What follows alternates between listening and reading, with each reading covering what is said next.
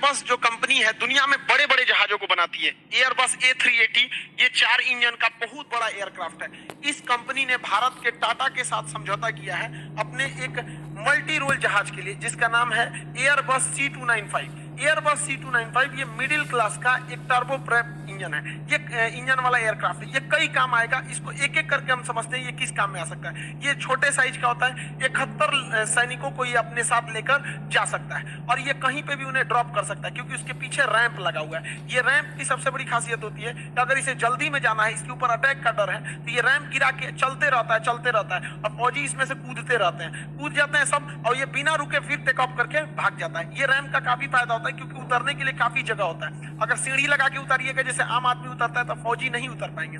साथ ही इसके रैंप से फायदा ये होता है कि एयर ड्रॉप करने में पैराशूट से किसी भी फौजियों को, पैरा कमांडोज वगैरह को ड्रॉप कराने के लिए पीछे रैंप का जरूरी है। रैंप ज्यादा जगह प्रोवाइड करेगा, एक साथ कई फौजी कूद सकते हैं, हवा में अंदर कूद सकते हैं। ये कई काम को कर सकता है। ये महज 700 मीटर के रनवे पे उतर सकता है और इतने छोटे रनवे पे उतरने के बाद इजीली रुक सकता है और छोटे रनवे पे टेक ऑफ भी कर लेता है। यही नहीं, विदाउट रनवे का ये खेत में भी उतर सकता है, बस जमीन बराबर रहना चाहिए और वहां से फिर टेक ऑफ भी कर लेगा। ऐसा नहीं है कि रुक जाएगा तो फिर जाएगा कैसे, टेक ऑफ कर सकता है। ये कई सारे कामों में आ सकता है, इसके कई काम होते हैं। इसके लिए ये भारत सरकार ने अपने नेशनल हाईवे पर 28 ऐसे लोकेशन को सेलेक्ट किया है जहां पर ये उतर सकता है। तो नेशनल हाईवे पे ये ट्रांसपोर्ट, अब बहुत बड़े ट्रांसपोर्ट एयरक्राफ्ट भी नेशनल हाईवे पे नहीं उतर सकते, मीडियम क्लास का ही उतरेगा, तो इसे उतारा जा सकता है, इसे ट्राई भी किया जा सकता है कई एयरक्राफ्ट पे।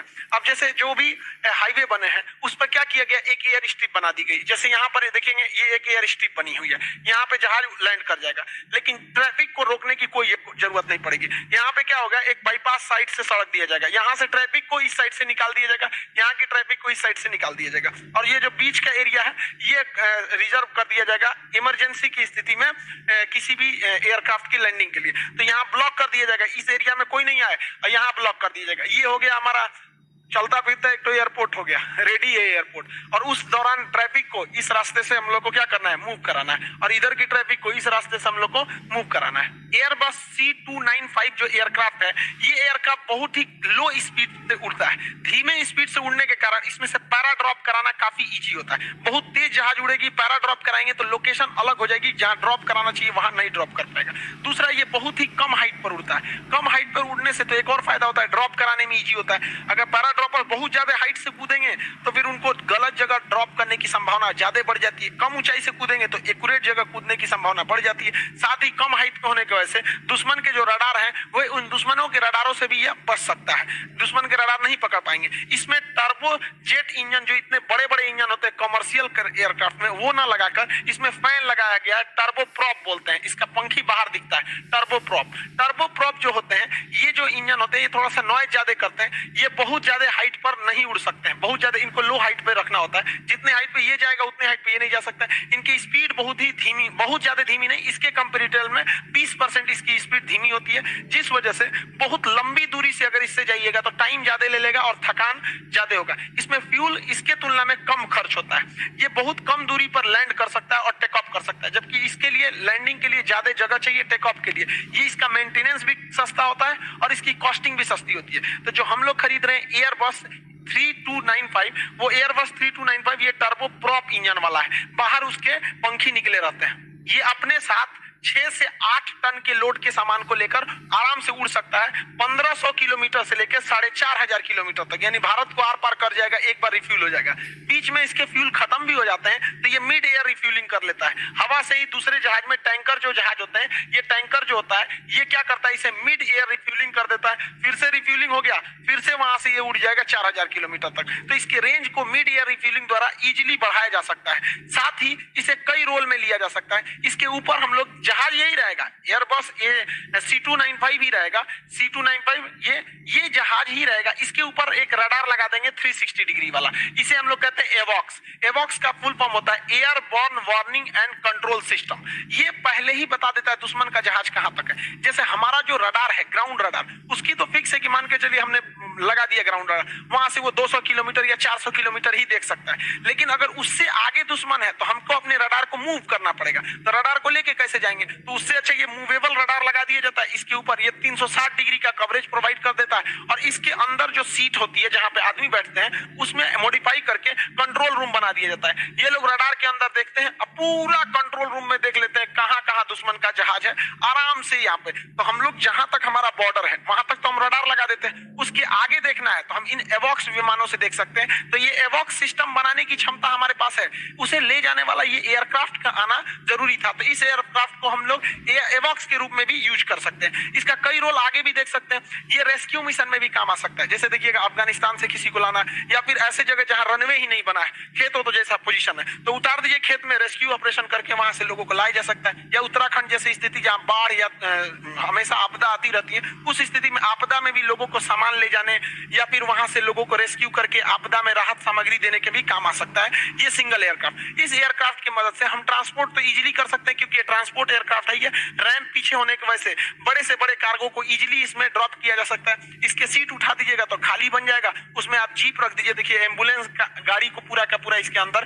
ट्रांसपोर्ट करके ले जाया जा सकता है। ये फायर फाइटिंग के भी काम आ सकता है। जंगलों में जो आग लग जाती है, ये एकदम भयानक आग लग जाती है जंगलों की आग में, तो जंगल की अगर आग नॉर्मल है तो उसे पानी से बुझा सकते हैं। ये टैंकर का भी इसका एक वेरिएंट है, इसे टैंकर में भी बदला जा सकता है, पानी से बुझा देगा। नहीं तो आजकल के जमाने में आग पानी से कौन बुझाता है? अब केमिकल आ गए हैं, केमिकल को छिड़क दीजिए, ये केमिकल जंगलों में पूरी तरह से छिड़क दीजिए और जहां जहां केमिकल में आग पकड़ेगा ये दूसरे आग को बुझा देता है यहाँ पर। तो आजकल ये केमिकल का काम आता है। तो बड़े जंगलों में, जैसे ऑस्ट्रेलिया के जंगल में 2019 में भयानक आग लग गए थे, तो उस समय ये फायर फाइटर प्लेन ही काम आए थे। तो हमारे पास इस तरह का कोई प्लेन नहीं है, इसमें मीडियम वाला ही कैटेगरी के काम आता है। और टर्बो प्रॉप, क्योंकि कम ऊंचाई पर टर्बो प्रॉप ही काम करता है, ज्यादा ऊंचाई रहनी चाहिए तब वो हम लोग टर्बो जेट वाले इंजन को लगाते हैं। ये खुद इसको हम मॉडिफाई करके जहां पानी भरे थे फायर फाइटिंग के लिए, अगर वहां हम फ्यूल भर देते हैं तो ये हवा में दूसरे जहाजों को ईंधन दे सकता है। मिड एयर रिफ्यूलिंग के लिए टैंकर का काम कर सकता है। ये हेलीकॉप्टर भी इससे आके अपनी फ्यूल भर सकते हैं। जो दुश्मन फाइटर एयरक्राफ्ट है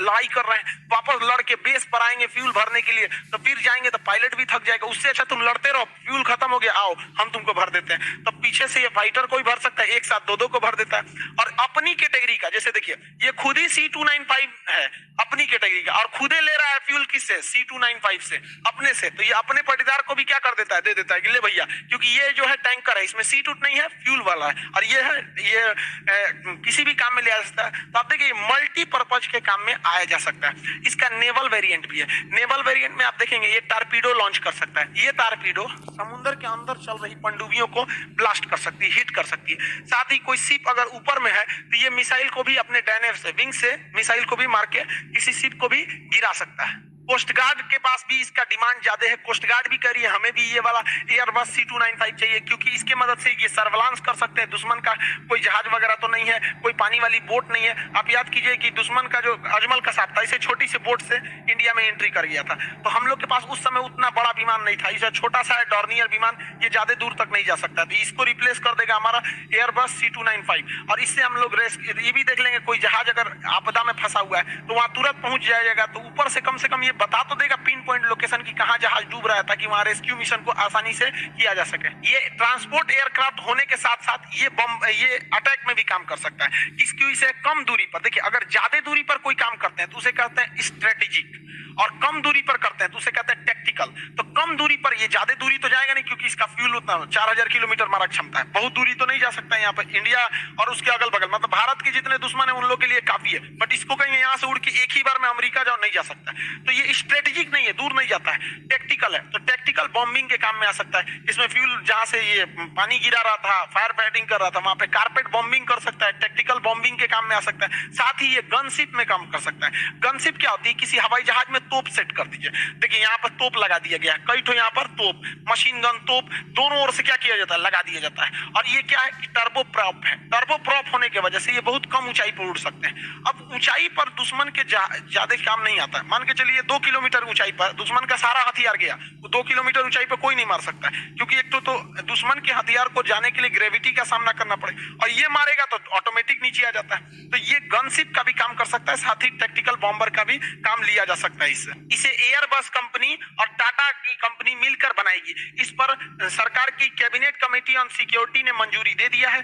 56 एयरक्राफ्ट जो है ये खरीदे जाएंगे। एयरबस नाम होगा उसका, एयरबस C295। ये एयरक्राफ्ट 56 की संख्या में खरीदे जाएंगे, लेकिन इस 56 में से 16 एयरक्राफ्ट एयरबस का जो स्पेन में फैक्ट्री है, तो स्पेन के फैक्ट्री में 4 सालों में डायरेक्ट वहां रेडी आएंगे और वहीं से उड़ कर आएंगे, जैसे राफेल आ रहा है।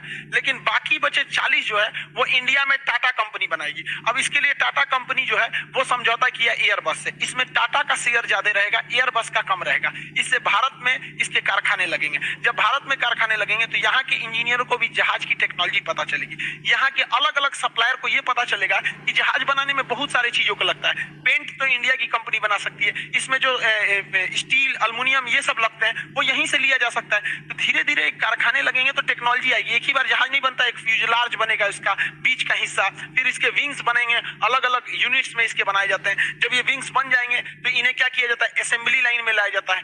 एक बार जब ये असेंबली हो जाती है, चेक हो जाता है, तो इसका एक प्रोडक्शन लाइन बना दिया जाता है। देखिए 1 2 3 4 एक साथ, एक इस साइड में 4 बन रहा है, 4 उस साइड बनेगा, तो इसे कहते हैं प्रोडक्शन लाइन होता है। तो धीरे धीरे आने वाले 10 साल में भारत में इकोसिस्टम बनेगा, एक बहुत बड़ा प्रोडक्शन लाइन बनेगा। ये एयरबस जो है C295 ये एक जहाज नहीं, ये एक क्रांति लाएगा हमारे यहाँ एयरक्राफ्ट के क्षेत्र में, क्योंकि ये मिडिल कैटेगरी का है और इसे कई मल्टीटास्क किए जा सकते हैं। जहाज एक ही रहेगा, उससे कई काम को लिया जा सकता है। जैसे हम लोग कैसे खाने में चना, उससे आप हलवा बना सकते हैं, उससे भूजा बना सकते हैं, पीस के उसका सतुआ बना सकते हैं, पीस पानी पी सकते हैं, उसको ऐसे भिगा के सुबह में खा सकते हैं, उसको नमक वमक छिड़क के खा सकते हैं, उसका नमकीन बना सकते हैं, कई काम कर सकते हैं उससे। उसी तरह ये भी है, समझिए इसका कई काम किया जा सकता है और ये इतना बेहतरीन है। तो आप कहेंगे कि टाटा कंपनी जब इससे समझौता हुआ है, भारत सरकार की जो कैबिनेट कमेटी ऑन सिक्योरिटी है उसने केवल 56 एयरक्राफ्ट क्यों खरीदे हैं? बात समझिए ध्यान से।